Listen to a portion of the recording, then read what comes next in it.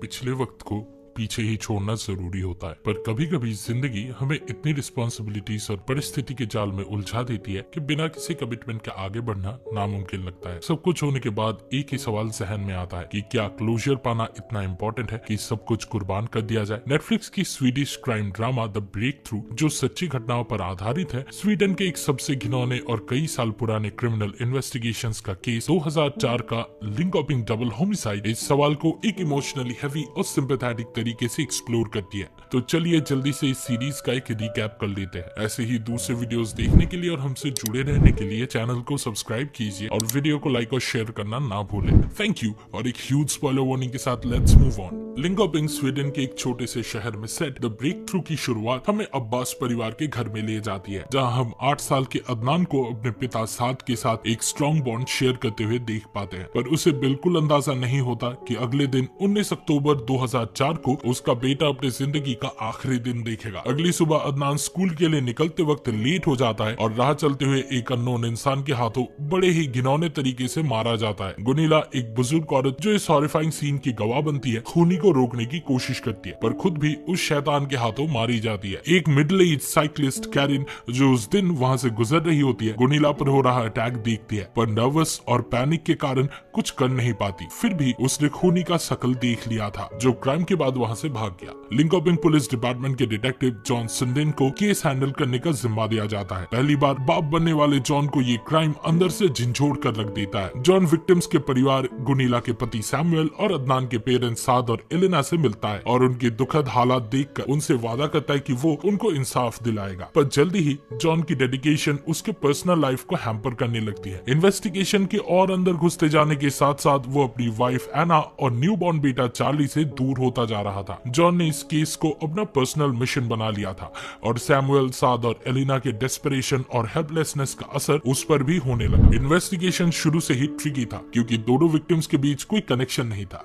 सिवाय इसके कि दोनों रोज सेम रूट फॉलो करते थे अपने डेस्टिनेशन तक पहुंचने के लिए। एक रेशियल एंगल कंसिडर किया गया, क्योंकि अब्बास एक लेबनीज इमिग्रेंट था और गुनीला इमिग्रेंट्स को स्वीडिश सिखाती थी, तो हो सकता है कि कोई रेसिस्ट इंसान दोनों को टारगेट कर रहा हो। पर ना किसी विक्टिम का हेट क्राइम का एक्सपीरियंस था और ना ही कोई क्लियर लीड मिली। अब्बास परिवार को पहले भी अपने पड़ोस के रेसिस्ट लोगों का सामना करना पड़ा था और इस ट्रैजिक इंसिडेंट के बाद भी ये सिलसिला नहीं रुका। पर इस एंगल से पॉसिबल सस्पेक्ट्स को पकड़ना काफी मुश्किल हो गया। एक्सपर्ट डिटेक्टिव होने के नाते जॉन को पता था कि केस क्रैक करने के लिए शुरुआती कुछ दिन सबसे क्रूशियल होते हैं। कल्प्रिट का डीएनए और मर्डर वेपन का मिलना एक इनकरेजिंग फैक्टर था, पर डीएनए प्रोफाइलिंग के लिए सैकड़ों लोगों के आने के बावजूद कोई मैच नहीं मिला। अब ऑब्वियस सी बात जो व्यूअर्स के दिमाग में आती है वो ये है कि जब कैरिन जैसी एक आई विटनेस क्राइम सीन पर मौजूद थी तो इन्वेस्टिगेशन इतना लंबा क्यों चला। प्रॉब्लम ये थी कि या तो ट्रॉमेटिक इवेंट्स के शॉक के कारण या फिर गिल्ट की वजह से वो कुछ ठीक से याद नहीं कर पाई, क्योंकि कैरिन का दिमाग उसका साथ नहीं दे रहा था। वो गुनहगार का चेहरा याद करने में नाकामयाब थी, चाहे वो अथॉरिटीज की मदद करने के लिए कितनी ही ईगर क्यों ना हो। जॉन ने डेस्परेट होकर एक हिप्नोटिस्ट की मदद ली ताकि कैरिन के सबकॉन्शियस से इंफॉर्मेशन निकाली जा सके, और वो भी उसकी कंसेंट के साथ। कैरिन को कल्प्रिट के बारे में कुछ वेग डिटेल्स याद आई और उन क्लूज से एक रफ प्रोफाइल बनाई गई। खूनी एक 20 साल के आसपास का मर्द था, जिसमें सोशियोपैथिक बिहेवियर और रेशियल प्रेजुडिस होने के चांसेस थे और जिसे वायलेंस पसंद था। कैरिन के डिस्क्रिप्शन के बेसिस पर एक स्केच भी बनाया गया,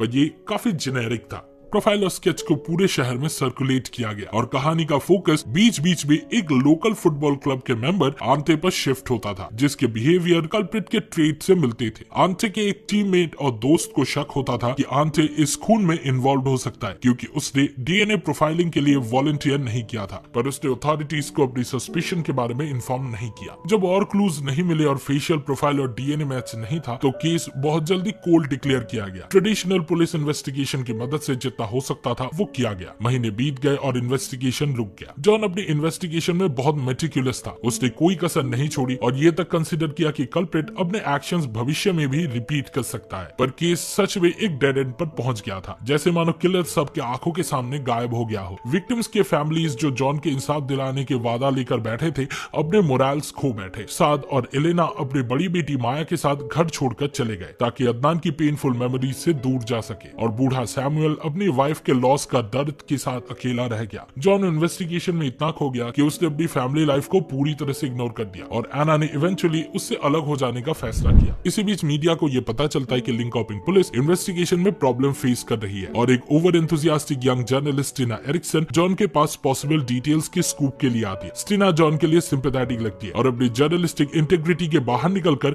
वो जेन्युइनली विक्टिम्स के लिए इंसाफ चाहती है। इसी वजह से जॉन एक गलती कर देता है। वो स्टीना के साथ अपने पर्सनल लाइफ पर इन्वेस्टिगेशन के असर के बारे में शेयर करता है और ये तक कहता है कि वो इस केस से स्टेप डाउन करने का सोच रहा था। स्टीना उसके शब्दों को सेंसेशनल हेडलाइन बनाने के लिए ट्विस्ट कर देती है कि पुलिस इन्वेस्टिगेशन में कमी थी, जिसके कारण इन्वेस्टिगेशन को काफी क्रिटिसाइज भी किया गया। महीने सालों में बदल गए, 16 साल गुजर गए और जॉन अब भी इन्वेस्टिगेशन में फिक्सेटेड था। जॉन के सुपीरियर ऑफिसर बिरन ने उसे बताया कि हायर अथॉरिटीज ने फंडिंग कट करने और केस को बंद करने का डिसीजन ले लिया था। जॉन के पास अब सिर्फ 2 हफ्ते बचे थे केस को सॉल्व करने के लिए। इस समय के दौरान जॉन, जो एक अकेली जिंदगी जी रहा था, अपने बेटे चार्ली के साथ अपने स्ट्रेन रिलेशनशिप को सुधारने की कोशिश करता है। इस वक्त तक जॉन को गोल्डन स्टेट किलर इन्वेस्टिगेशन के बारे में पता चलता है, जो कैलिफोर्निया पुलिस ने latest DNA geology tracing techniques का इस्तेमाल करके सॉल्व किया था। क्राइम के 40 साल गुजर जाने के बाद भी जॉन को ये नहीं पता था कि ये टेक्निक जनरल डीएनए प्रोफाइलिंग से कितनी अलग, पर उसे इतना जरूर पता था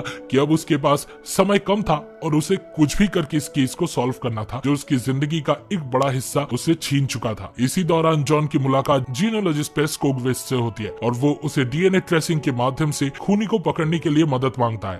पर एक बायोलॉजिकल हिस्टोरियन के तौर पर काम करता था, जो डीएनए जीनियोलॉजी मैपिंग के काम को बड़े ही अच्छे तरीके से समझता था। पर के कहने के मुताबिक जेनेटिक आइडेंटिटी हर व्यक्ति के लिए सबसे यूनिक मार्कर होता है और इसे रिकॉर्ड करना जरूरी होता है ताकि एक डीएनए मैप बनाया जा सके। ये डीएनए मैप व्यक्ति के एंसेस्ट्री का पता लगाता है और पब्लिक रिकॉर्ड्स और फैमिली ट्री के जरिए उनके एंसेस्टर्स के साथ कनेक्शन बनाता है, जो अतीत और वर्तमान जनरेशंस के बीच एक लिंकेज क्रिएट करता है। ये मेथड 100% फुल प्रूफ नहीं है, क्योंकि ये इनफिडेलिटी और कॉम्प्लेक्स फैमिली टाइज जैसे एरर्स को कंसीडर नहीं करता, लेकिन ये आइडेंटिफिकेशन के लिए सबसे एक्यूरेट मेथड है। पर यह भी कहता है कि लोग इस रेवोल्यूशनरी डीएनए जीनियोलॉजी प्रोसेस को सीरियसली नहीं लेते, जो लोगों को अपने अतीत के बारे में और समझने का मौका देता है। इसी वजह से पेट जल्दी ही जॉन का केस लेने के लिए तैयार हो जाता है, क्योंकि ये उसके एक्सपर्टीज को मीनिंगफुल तरीके से इस्तेमाल करने का एक मौका था और वर्ड ऑफ माउथ के जरिए उसके बिजनेस को एक बूस्ट भी मिल सकता था। पर कॉन्फिडेंट होता है कि वो अपने डीएनए मैपिंग प्रोसीड्योर के जरिए खूनी की आइडेंटिटी निकाल लेगा,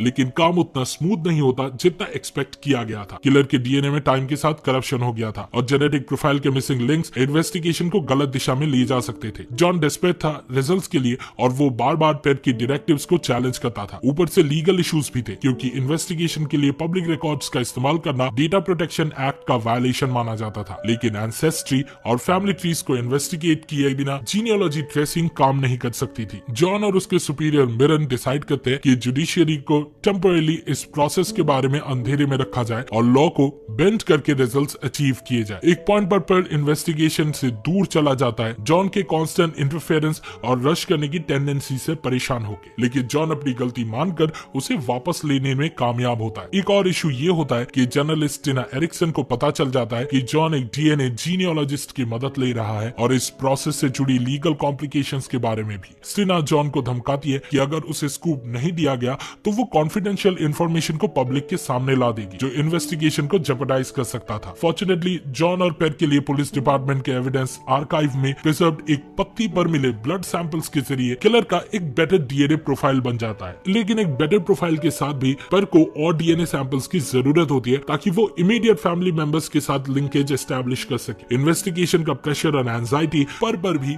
असर करने लगता है। एक ओकेजन पर को पता चलता है कि उसकी बेटी क्लारा, जो सोशल एंजाइटी से सफर करती है, एक टफ सिचुएशन से गुजर रही है। पर जॉन से परमिशन मांगता है कि वो अपना काम अपने घर से करना चाहता है। पहले तो जॉन मना कर देता है, लेकिन फिर उसे समझ आता है कि उसकी सच को ढूंढ निकालने की पागलपंती ने उसकी फैमिली को उसे दूर कर दिया था। वो पर को अलाउ करता है कि वो अपनी फैमिली के साथ वापस जाए और जब उन्हें उसकी जरूरत हो वो इमीडिएटली रिपोर्ट करे। इसी दौरान आंटे का दोस्त अथॉरिटीज के पास जाकर अपना सस्पिशन शेयर करता है, लेकिन आंटे का डीएनए खूनी के डीएनए से मैच नहीं करता, जो उसकी इनोसेंस को साबित कर देता है। इन्वेस्टिगेशन का सबसे बड़ा और सब्सटैंशियल क्लू स्टीना एरिक्सन की तरफ से आता है, क्योंकि कल्प्रिट उसका रिश्तेदार होता है। पहले स्टीना लगातार जॉन को पर के साथ एक एक्सक्लूसिव इंटरव्यू के लिए परस्यू करती है और जीनियोलॉजिस्ट उसकी डिमांड तब मानता है जब वो अपना डीएनए सैंपल देने के लिए तैयार होती है। पर और जॉन के लिए ये काफी बड़ा सरप्राइज होता है जब स्टीना के डीएनए का सेंटीमॉर्गन यूनिट काउंट कल्प्रिट के डीएनए के साथ मैच कर जाता है। जब स्टिना की इमीडिएट फैमिली को लिंकऑपिंग में देखा जाता है,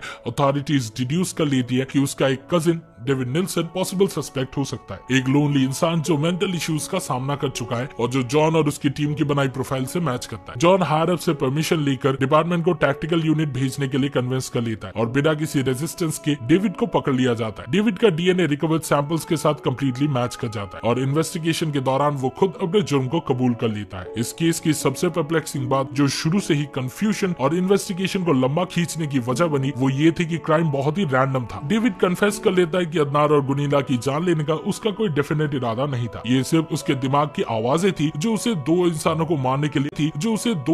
को मारने के लिए उकसा रही थी। इससे ये भी साफ होता है कि उसे साइकियाट्रिक ट्रीटमेंट की कितनी जरूरत थी। तो क्या जॉन और उसकी टीम को डेटा प्रोटेक्शन लॉ ब्रीच करने के लिए लेजिस्लेटिव और जुडिशियल डिपार्टमेंट्स की तरफ से ट्रबल होती है? वेल, ये सीरीज में एड्रेस नहीं किया गया है, लेकिन इस देश के इतिहास के सेकंड लार्जेस्ट इन्वेस्टिगेशन को सक्सेसफुली क्लोज करने के बाद ये ज्यादा मैटर भी नहीं करता। स्टिना जो पहले इतनी इंथुसियास्टिक थी इस स्कूप को लेने के लिए, अब उतनी भी इंटरेस्टेड नहीं होती। वो और उसकी फैमिली ही डेविड के इस हालात के जिम्मेदार थे जो इनडायरेक्टली उसके एक्शंस का कारण था। स्टिना बाद में पर से मिलती है, गिल्ट से अफ्लिक्टेड होकर वो जीनियोलॉजी ट्रेसिंग के बारे में ज्यादा इंफॉर्मेशन लेना चाहती है ताकि अपने अतीत को बेहतर तरीके से समझ सके और इन्वेस्टिगेशन और अपने कजिन के साथ कनेक्शन के एक्सपीरियंसेस के बारे में एक किताब लिख सके, शायद अपने गिल्ट को कम करने के एक तरीके के रूप में। द ब्रेक थ्रू के एंडिंग में जॉन विक्टिम्स के फैमिलीज को किया गया अपना वादा पूरा करता है और सब अपना हार्टफेल्ट ग्रेटिट्यूड एक्सप्रेस करते हैं पर और जॉन के लिए। साथ जॉन को एक रिस्ट वॉच देता है जो उसने अदनान को गिफ्ट की थी अपने बेटे की खूनी को पकड़ने और अपने वादे पे खड़े उतरने के लिए। ये भी पता चलता है कि साद और एलेना ने अपनी छोटी बेटी का नाम गुनीला रखा था उनकी याद में, जो एक काइंड और ब्रेव सोल थी और जिसने उनके बेटे को बचाने की जीत और कोशिश में अपनी जान गंवा दी थी। जॉन अपने बेटे चार्ली के साथ रिकंसाइल करने का कोशिश करता है अब जब उसने अपने इमोशनल बर्डन्स को पीछे छोड़ दिया है और अब अपना पूरा टाइम वो फैमिली के साथ बिताने का प्लान करता है। पर जो इन्वेस्टिगेशन से डीपली मूव था और जिसने एक ग्रेटर पर्पस ढूंढा, अब अपने लेक्चर्स में जीनियोलॉजी ट्रेसिंग की इंपॉर्टेंस को क्रिमिनल इन्वेस्टिगेशन में शामिल करता है और अगर फ्यूचर में ऐसी जरूरत पड़ी तो अथॉरिटीज के साथ कोलैबोरेट करने के लिए अपना मंजूरी भी देता है। वेल, एक वर्ड में बताऊं तो हाँ, कहानी के कई सारे पहलू असल जिंदगी से उठाई गई है, जैसे कि अदनान अब्बास का रियल लाइफ काउंटर पार्ट है मोहम्मद अमोरी और गुनीला पेयरसन की है एनालेना स्वेंसन। ये दोनों 2004 को एक खूनी के हाथों मारे गए थे। सीरीज में बस इनका नाम बदल दिया गया। साथ ही असल जिंदगी के इन्वेस्टिगेटर जॉन स्टाफ से इंस्पायर्ड कैरेक्टर है जॉन संडेन, जिन्होंने कई बार ओलंपिक्स में अपने देश को रिप्रेजेंट किया है और वो भी 16 साल तक इस केस के पीछे भाग रहे थे। डीएनए जीनियोलॉजिस्ट पर का असली नाम है पीटर स्योलुन, जिनकी लाइफ ऑलमोस्ट सीरीज जैसी है, और मेन किलर का नाम है डैनियल निकफेस्ट, जो सीरीज के डेविड निल्सन की तरह ही एस्पर्गर सिंड्रोम से सफर कर रहा था, जिसके चलते इंसान को सोशलाइज करने में तकलीफ होती है और उसने ही बड़े ही बेरहमी से अमोरी और एनाली का कत्ल किया था। लेकिन पुलिस को स्टिना एरिक्सन जैसी कोई रिपोर्टर नहीं मिली जो डैनियल की कजिन था। बस ये कहा जा सकता है कि उसका कैरेक्टर जर्नलिस्ट एना बॉर्डिन से इंस्पायर्ड है, जो कि डांस नेटर की रिपोर्टर थी और जिसने स्योलुन के साथ मिलकर इस अपराध के बारे में एक किताब लिखा था। ड्रामेटाइज करने के लिए सीरीज में काफी कुछ ऐड किया गया है, वरना स्टोरी ऑलमोस्ट सेम ही है। इस वीडियो को देखने के लिए शुक्रिया। द ब्रेक थ्रू देखने का आपके एक्सपीरियंस के बाद